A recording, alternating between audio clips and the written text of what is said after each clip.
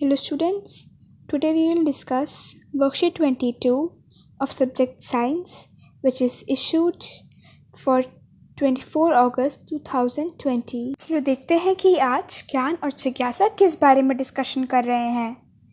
ज्ञान अपनी बहन जिज्ञासा से पूछता है, जिज्ञासा दीदी, what is protoplasm and how does a cell perform various life processes? ज्ञान जिज्ञासा से पूछता है कि प्रोटोप्लाज्म क्या होता है और सेल वेरियस लाइफ प्रोसेसेस कैसे परफॉर्म करता है। अब जिज्ञासा अपने भाई ज्ञान को बताती है, ज्ञान, as we know that every cell has at least 3 features और पार्ट्स इन इट। वो बताती है कि सभी सेल में 3 फीचर्स या फिर 3 पार्ट होते ही होते हैं उसके। वो कौन कौन से? एक तो है प्लाज्मा मेम्ब्रेन, जिसे हम लोग सेल मेम्ब्रेन या फिर सेमी परमेबल मेम्ब्रेन भी कहते हैं। दूसरा न्यूक्लियस और cytoplasm. The fluid inside the cell that is covered by plasma membrane is called cytoplasm. Plasma membrane के अंदर जो फ्लूइड होता है उसे हम लोग साइटोप्लाज्म कहते हैं। Apart from nucleus, there are specialized very minute structures present in the cytoplasm called cell organelles. Nucleus के अलावा भी साइटोप्लाज्म में मिनट स्ट्रक्चर्स होते हैं। मिनट मतलब बहुत छोटे स्ट्रक्चर्स होते हैं, इन्हें हम लोग सेल ऑर्गेनल्स कहते हैं। The main cell organelles present in a eukaryotic cell are endoplasmic reticulum, Golgi apparatus, lysosome, plastid, vacuole and mitochondria. Each cell organelle carries out some very crucial and specific functions in the cell like production and storage of proteins, lipids and energy, waste disposal, etc. सभी cell organelles बहुत ही specific functions करते हैं।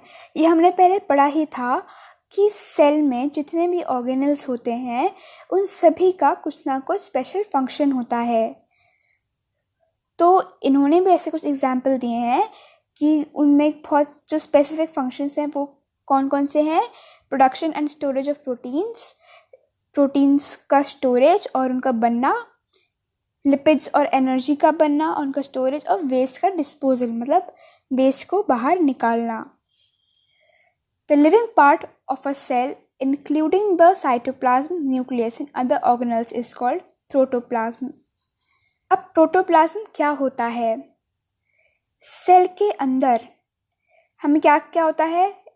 Cytoplasm होता है, cell organelles होते हैं, plasma membrane होता है और न्यूक्लियस भी होता है।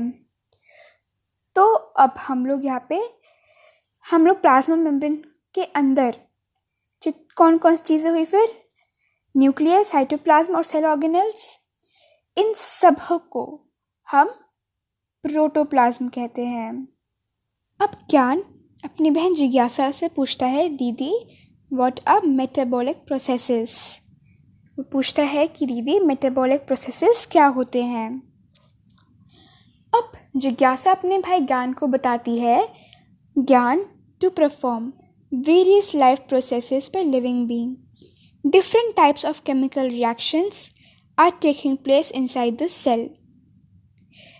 ताकि सभी लाइफ प्रोसेसेस सेल में हो सके उसके लिए सेल के अंदर बहुत सारे केमिकल रिएक्शंस होती हैं। In these chemical reactions, either some substances is formed like synthesis of protein, or a substance is broken down to form another compound, like breakdown of glucose to produce energy. अब इन chemical reactions में होता क्या है? या तो कोई substance बनता है जैसे कि प्रोटीन बनता है, या फिर कोई सब्सटेंस ब्रोक डाउन होता है मतलब कोई सब्सटेंस टूटता है। क्यों? ताकि कोई और कंपाउंड बन सके, जैसे कि ग्लूकोज टूटता है ताकि एनर्जी प्रोड्यूस हो सके। All these chemical reactions occurring inside the cell are known as metabolic processes. ये सभी केमिकल रिएक्शंस जो सेल के अंदर होती हैं, इन सभी को हम मेटाबॉलिक प्रोसेसेस कहते हैं। These are constantly taking place in the body. ये हमारी बॉडी में भी कॉन्स्टेंटली होती रहती हैं, मतलब लगातार होती रहती हैं ये। Metabolism is a general term that is used to describe all chemical reaction involved in maintaining the living state of the cells and the organism.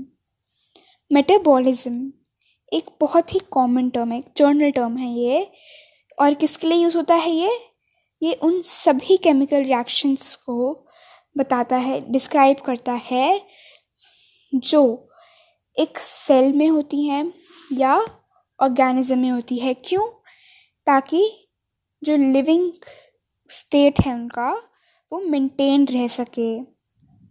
बच्चों, आप लोग की वर्कशीट में आपको एक एनिमल सेल का डायग्राम दिया है और एक प्लांट सेल का भी डायग्राम दिया है। अब हम लोग ने आज की वर्कशीट में हर एक चीज़ पढ़ ली है और अब हम लोग इसके क्वेश्चन आंसर्स को डिस्कस करेंगे। पहले आप क्वेश्चन आंसर्स अपने आप ट्राई करना। अगर आपको कहीं प्रॉब्लम होती है या तो आप वीडियो को दोबारा देखना या फिर आप अपने आंसर्स को मेरे आंसर्स के साथ चेक कर सकते हो। पहला क्वेश्चन है, draw a neat diagram of plants and animal cell and label its important cell organelles.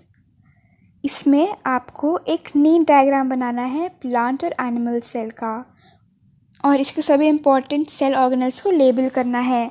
आपकी वर्कशीट में आपको एनिमल सेल के और प्लांट सेल का डायग्राम दे रखा है। अब आपके इम्पॉर्टेंट सेल ऑर्गेनेल्स कौन कौन से हैं इसमें लोकेट करते हैं। ये देखिए, यहाँ पे रफ एंडोप्लाज्मिक रेटिकुलम दे रखा है RER, ये वाला स्मूथ एंडोप्लाज्मिक रेटिकुलम SER। मैं आपको एक चीज़ बता देती हूँ कि एंडोप्लाज्मिक रेटिकुलम को हम ER भी कहते हैं और एंडोप्लाज्मिक रेटिकुलम भी दो तरीके के होते हैं। एक होता है रफ एंडोप्लाज्मिक रेटिकुलम और एक होता है smooth endoplasmic reticulum. Rough endoplasmic reticulum में जो राइजोसोम्स होते हैं वो उसमें चिपके हुए होते हैं, लेकिन स्मूथ में ऐसा नहीं होता है। अब हमारा दूसरा है plasma membrane, Golgi apparatus, ribosome, cytoplasm, lysosome, mitochondria, nucleus और न्यूक्लियोलस। और प्लांट सेल में भी हम देख लेते हैं। देखिए, प्लांट सेल में cell wall, cell membrane, Golgi apparatus, chloroplast, vacuole membrane, mitochondria, cytoplasm, large central vacuole, rough endoplasmic reticulum, nucleus, nucleolus और स्मूथ एंडोप्लाज्मिक रेटिकुलम और राइबोसोम्स। अब सेकेंड क्वेश्चन है, what are metabolic processes, given example. इसमें आपको बताना है कि metabolic processes कौन से होते हैं और साथ में आपको एक एग्जाम्पल भी देना है। देखिए, यहाँ पे लिखा है chemical reactions occurring inside the cell are known as metabolic processes.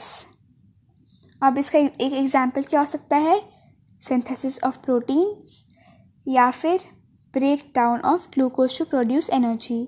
मैंने आपको दो एग्जाम्पल बताए हैं, आप इनमें से कोई भी एक एग्जाम्पल लिख सकते हैं। थर्ड क्वेश्चन है, differentiate between plant and animal cell. इसमें आपको प्लांट और एनिमल सेल के बीच में डिफ्रेंशिएट करना है। बच्चों, थर्ड क्वेश्चन के लिए मैंने यहाँ पर एक टेबल दी है आपको। यहाँ इस टेबल में सभी प्लांट सेल और एनिमल सेल के बीच में डिफरेंसेस लिखे हैं। आपका लास्ट क्वेश्चन है, where is cytoplasm located. Cytoplasm कहाँ लोकेट होता है? तो इसका आंसर है cytoplasm is located inside the cell. Thank you for watching. I hope आपको आज की वर्कशीट में सब कुछ समझ आ गया होगा और आपको अब कोई डाउट नहीं होगा। Thank you.